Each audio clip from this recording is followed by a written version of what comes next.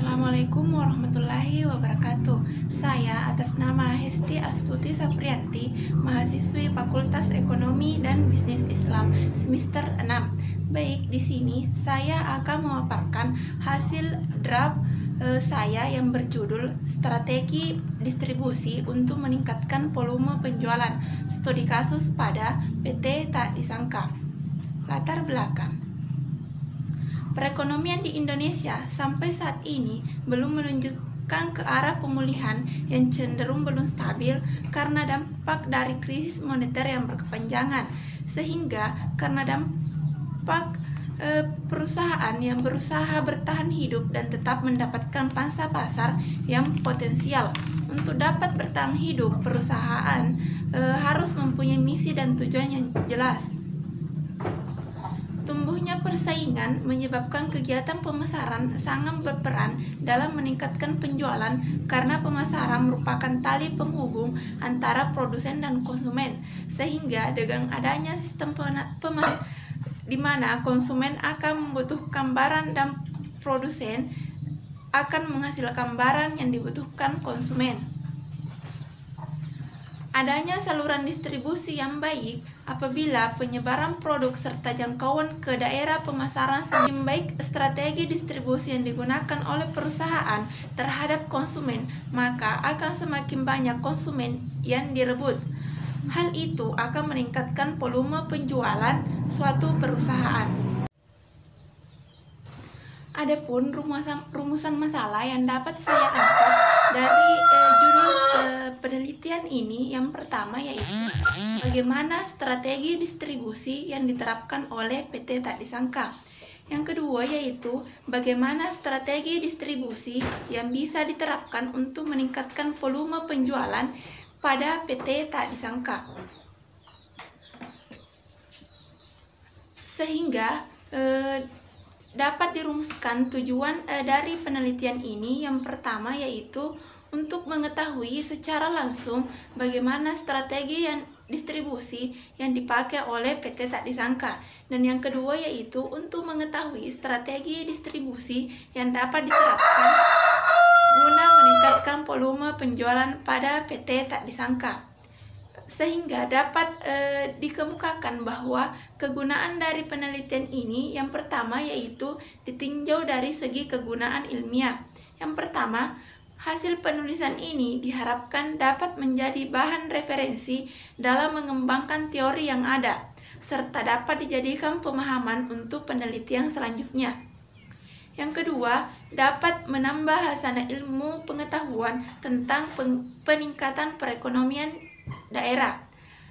Ditinjau dari secara praktis, yang pertama diharapkan dapat memberikan masukan bagi pengusaha kuliner agar dapat meningkatkan perekonomian melalui jaringan. Yang kedua, sebagai bahan acuan penelitian selanjutnya. Ruang lingkup penelitian. Adapun ruang lingkup penelitian atau batasan masalah berkisar pada yang pertama, daerah atau tempat yang diteliti dalam penelitian ini yaitu di Jalan Poros Lepangen, Watampone, Bulu Tempe, Tanete Riatam Barat, Kabupaten Bone, Sulawesi Selatan.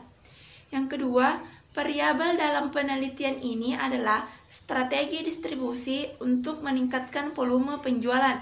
Dan yang ketiga yaitu subjek dan objek yang diteliti di sini adalah subjek penelitian yaitu perusahaan PT Tak Disangka itu sendiri, dan objek penelitian yaitu saluran distribusi. Selanjutnya yaitu kajian pustaka. Kajian pustaka di sini terbagi atas dua. Yang pertama, kajian penelitian sebelumnya dan kajian teoritis. Yang pertama yaitu kajian penelitian sebelumnya. Di sini dari hasil penelusuran terkait hasil-hasil penelitian terdahulu yang sejenis dengan penelitian yang dilakukan saat ini, antara lain yang pertama yaitu penelitian yang dilakukan oleh Oki Ardianta pada tahun 2013 dengan judul yaitu Analisis Strategi Distribusi untuk Meningkatkan Volume Penjualan pada PT Salama Nusantara. dengan metode penelitian kualitatif deskriptif. Dan hasil penelitiannya yaitu strategi yang selama ini diterapkan adalah strategi distribusi intensif dan selektif, dan kendalanya adalah kurangnya jaringan atau mitra kerja dalam memasarkan produknya. Penyampaian barang ke konsumen akhirnya tidak tepat waktu. Dan yang kedua yaitu hasil penelitian yang dilakukan oleh Amalia Rahma pada tahun 2015 dengan judul Strategi Distribusi dalam Meningkatkan Volume Penjualan, Studi Survei pada Pedagang Batik di Pasar Beringharjo, Yogyakarta, dengan metode penelitian kualitatif deskriptif. Adapun hasil penelitiannya yaitu menemukan bahwa saluran distribusi yang diterapkan pada PT Astra International Cabang Yogyakarta adalah saluran tingkat 1, yakni melalui dealer karena adanya keterbatasan dari PT Astra untuk lebih dekat dengan konsumen.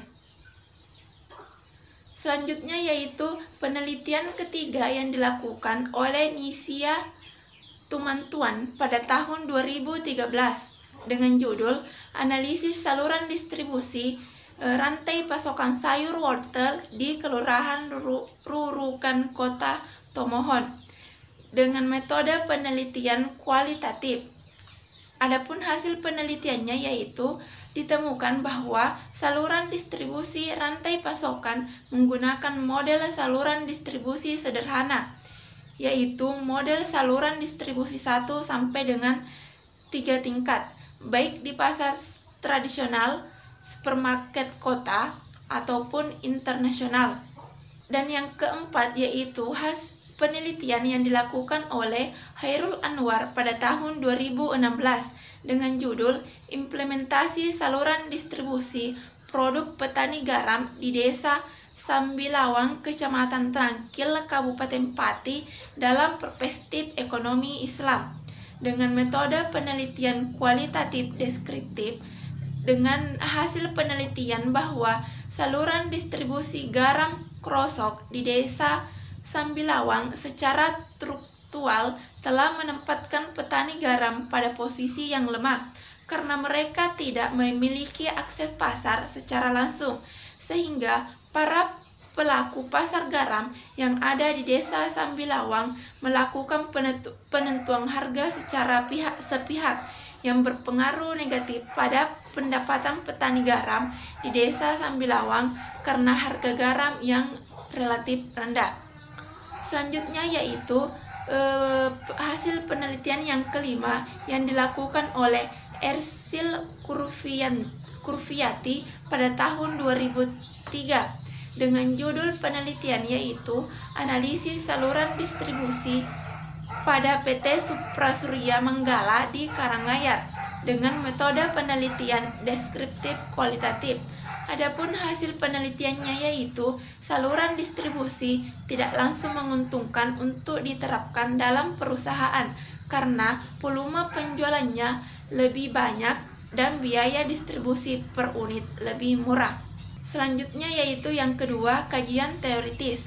Yang pertama di sini teori strategi distribusi. Strategi didefinisikan sebagai pola, tanggapan, atau respon organisasi terhadap lingkungannya sepanjang waktu. Setiap organisasi pasti memiliki strategi, meskipun strategi tersebut tidak pernah dirumuskan secara implisit. Menurut Griffin, dalam mendefinisikan strategi sebagai rencana komprehensif untuk mencapai tujuan organisasi. Tidak hanya sekedar mencapai, akan tetapi strategi juga dimaksudkan untuk mempertahankan keberlangsungan organisasi di lingkungan di mana organisasi tersebut menjalankan aktivitasnya. Selanjutnya yaitu menurut Griffin, secara umum strategi dapat dibagi menjadi dua jenis dilihat dari tingkatannya. Yang pertama, strategi pada tingkat perusahaan. Strategi pada level perusahaan atau korporat dilakukan perusahaan sehubungan dengan persaingan antar perusahaan dalam sektor bisnis yang dijalankan secara keseluruhan. Yang kedua yaitu strategi pada tingkat bisnis. Strategi pada level bisnis adalah alternatif strategi yang dilakukan oleh perusahaan sehubungan dengan persaingan bisnis yang dijalankan pada beberapa jenis bisnis yang diperdagangkan. Dan yang ketiga yaitu strategi bisnis pada tingkat fungsional. Strategi pada level fungsional menunjukkan strategi pada tingkat fungsional di mana kedua perusahaan melakukan strategi pada bagian pemasaran, khususnya di tingkat periklanan. Selanjutnya yaitu teori mengenai distribusi. Distribusi merupakan salah satu aspek penting dalam pemasaran. Istilah distribusi sama artinya dengan place atau penempatan, yaitu aktivitas penyaluran atau penempatan barang dari produsen ke konsumen. Menurut Salim, pada tahun 1993, kegiatan transportasi merupakan bagian dari pengertian distribusi. Menurut Puyawan, pada tahun 2010, secara umum, fungsi distribusi dan transportasi pada dasarnya adalah menghantarkan produk dari lokasi di mana produk tersebut diproduksi sampai di mana mereka akan digunakan. Manajemen transportasi dan distribusi mencakup baik aktivitas fisik yang secara kasat mata bisa kita saksikan, seperti menyimpan dan mengirim produk, maupun fungsi non-fisik yang berupa aktivitas pengelolaan informasi dan pelayanan kepada pelanggan. Selanjutnya yaitu strategi distribusi. Dalam usaha untuk menyampaikan tujuan sasaran perusahaan di bidang pemasaran, setiap perusahaan melakukan kegiatan penyaluran. Penyaluran merupakan kegiatan penyampaian produk sampai ke tangan si pemakai atau konsumen pada waktu yang tepat. Oleh karena itu, kebijakan penyaluran merupakan salah satu kebijakan pemasaran terpadu yang mencakup penentuan saluran pemasaran atau marketing channel dan distribusi fisik atau physical distribution. Kedua faktor ini mempunyai hubungan yang sangat erat dalam keberhasilan penyaluran dan sekaligus keberhasilan pemasaran produk perusahaan. Efektivitas penggunaan saluran distribusi diperlukan untuk menjamin tersedianya produk di setiap mata rantai saluran tersebut. Yang pertama yaitu strategi pembinaan dan pengembangan saluran distribusi. Untuk memungkinkan berhasilnya suatu penyaluran yang tercermin dalam peningkatan jumlah penjualan dan pemasaran, maka perlu dilakukan motivasi dan bantuan kepada para penyalur. Yang kedua yaitu strategi penentuan atau pemilihan saluran distribusi. Perusahaan dalam mengambil keputusan untuk memilih penyaluran yang akan memasarkan produknya perlu mempertimbangkan faktor-faktor yang telah diutarakan tadi. Selanjutnya yaitu faktor-faktor yang mempengaruhi saluran distribusi. Di sini yang pertama yaitu pertimbangan pasar. Saluran distribusi sangat dipengaruhi oleh pola pembelian konsumen. Maka keadaan pasar sasaran merupakan faktor penentu dalam pemilihan saluran distribusi. Yang kedua yaitu pertimbangan barang. Di sini ada 6 faktor-faktor yang harus dipertimbangkan. Yang pertama, nilai unit. Kedua, besar dan berat barang. 3, mudah rusaknya barang. 4, sifat teknis. 5, barang standar dan pesanan. Dan yang keenam yaitu luas produk lain. Selanjutnya yang ketiga yaitu pertimbangan perusahaan. Dan yang keempat yaitu mempertimbangkan perantara. Selanjutnya yaitu teori mengenai penjualan. Menurut Basu Swasta pada tahun 2009, penjualan merupakan satu bagian dari promosi dan promosi adalah satu bagian dari program pemasaran secara keseluruhan. Selanjutnya yaitu teori mengenai volume penjualan. Menurut Kotler pada tahun 2000, volume penjualan adalah barang yang terjual dalam bentuk uang untuk jangka waktu tertentu yang di dalamnya mempunyai strategi pelayanan yang baik. Sedangkan pengertian volume penjualan menurut Asega pada tahun 1991 dikutip oleh Siti Saada, volume penjualan merupakan suatu kegiatan perusahaan untuk melakukan penjualan suatu barang yang berorientasi pada jumlah waktu barang yang akan dihasilkan. Selanjutnya di sini yaitu kerangka pikir. Yang pertama di pihak yaitu PT tak disangka, kemudian di bawahnya yaitu strategi distribusi. Bagi atas tiga, yang pertama yaitu strategi distribusi intensif, yang kedua strategi distribusi selektif, dan yang ketiga yaitu strategi distribusi eksklusif. Ketiga strategi distribusi tersebut untuk meningkatkan volume penjualan. Selanjutnya yaitu metode penelitian. Yang pertama, jenis dan pendekatan penelitian. Jenis penelitian yang digunakan adalah jenis penelitian deskriptif kualitatif. Kedua yaitu lokasi dan waktu penelitian. Lokasi penelitian ini dilakukan di Jalan Poros Lepangeng, Watampone, Bulu Tempe, Kecamatan Tanete Riatang Barat, Kabupaten Bone, Sulawesi Selatan. Adapun waktu penelitiannya yaitu dimulai dari tahap persiapan sampai pada tahap kesimpulan. Dan yang ketiga yaitu data dan sumber data. Data yang digunakan adalah data primer. Data primer menurut Sanusi pada tahun 2004 adalah data yang pertama kali dicatat dan dikumpulkan oleh peneliti itu sendiri. Sedangkan data sekunder adalah data yang sudah tersedia dan dikumpulkan oleh pihak lain. Selanjutnya yaitu subjek dan objek penelitian. Subjek penelitian yaitu pada perusahaan PT tak disangka.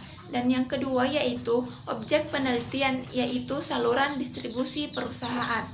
Selanjutnya yaitu teknik pengumpulan data.